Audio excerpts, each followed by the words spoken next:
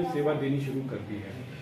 अभी इस आरटीए में भी ये मुद्दा आया था, तो इसके अंतर्गत हम लोगों ने पहले स्टेप के तौर पर ऐसे रूट को पास करने के लिए संस्तुति करी है, क्योंकि उत्तराखंड गवर्नमेंट ही किसी रूट को नोटिफाई कर सकती है। तो आरटीए ने एक संस्तुति करी है कि हमारी झाझरा से लेकर प्रेमनगर होते हुए, घंटाघर होते हुए रायपुर तक, रायपुर शेरगढ़ तक एक रूट बनाया जाएगा, जिससे कोई व्यक्ति अगर झाझरा में बैठता है तो बीच में कहीं भी किसी डेस्टिनेशन में, और अगर वो रायपुर तक जाना चाहता है तो एक बस से वो जा सके। ऐसे लिए आगे भी नेक्स्ट फेज में हम दूसरी साइड से आईएसबीटी से लेकर मसूरी डायवर्जन तक दूसरे रूट के लिए भी हम लोग कर रहे हैं, ताकि देहरादून में एक कोने से दूसरे कोने तक आदमी कम पैसे में और अच्छी सुविधा में जा सके।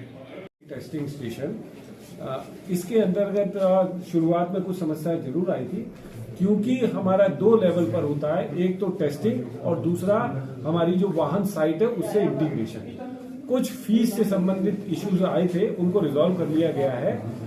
इसी को देखते हुए कि वहां टेस्टिंग स्टेशन में लोगों को परेशानी ना आए या वहां का स्टाफ को समझ ना आए, तो उसके लिए हमने एक आरआई और हमारे बाबुओं की ड्यूटी लगाई हुई है, ताकि कोई भी लोगों को जाने में समस्या आए तो उनका वहीं पर निस्तारण करके और उनकी फिटनेस करें।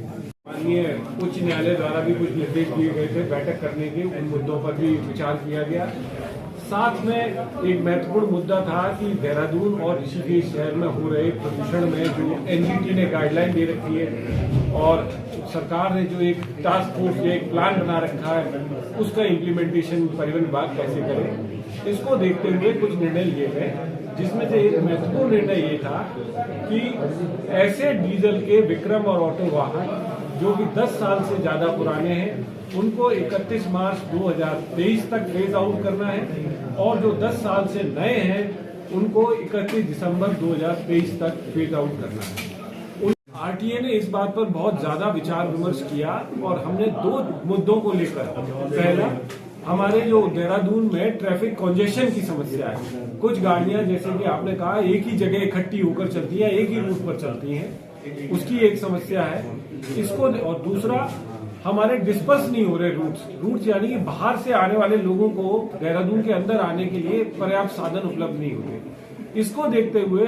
आरटीए ने ये डिसाइड किया है, ऐसे 18 रूट जिसको कि शासन ने पहले ही नोटिफाई किया हुआ है, उन रूटों पर हम लोग परमिट ले रहे हैं, हम लोग लोगों की एप्लीकेशंस लेंगे।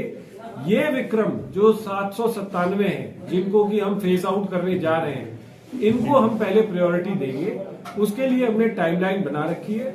जो विक्रम सरेंडर कर देंगे डीजल वाले, उनको हम 31 जनवरी 2023 तक एप्लीकेशन इनवाइट करेंगे उनकी, ताकि उनको प्रायोरिटी बेसिस पर दिया जा सके, उनकी रोजगार की समस्या ना आए।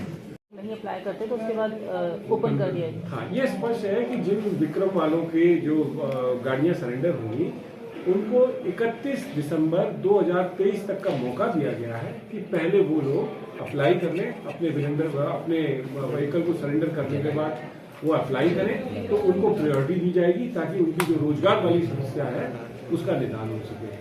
अगर 31 जनवरी 2023 तक वो लोग अप्लाई नहीं करते या उसमें से सारे लोग नहीं आते, तो इसको आम पब्लिक के लिए ओपन कर दिया जाएगा। कोई भी आकर परमिट ले सकता है। उसकी सिर्फ मामूली सी 2-3 कंडीशंस हैं, जैसे कि वो उत्तराखंड का निवासी होना चाहिए या उसके खिलाफ कोई क्रिमिनल केस नहीं होना चाहिए। इस तरह की कंडीशंस हैं जो कि पहले से सुप्रीम कोर्ट ने डिसाइड कर रखी है। उन कंडीशंस पे हम उनको किया गया कि इनको कब तक का समय दिया जाए, तो उसमें हमारे पास एनजीटी का एक गाइडलाइन है।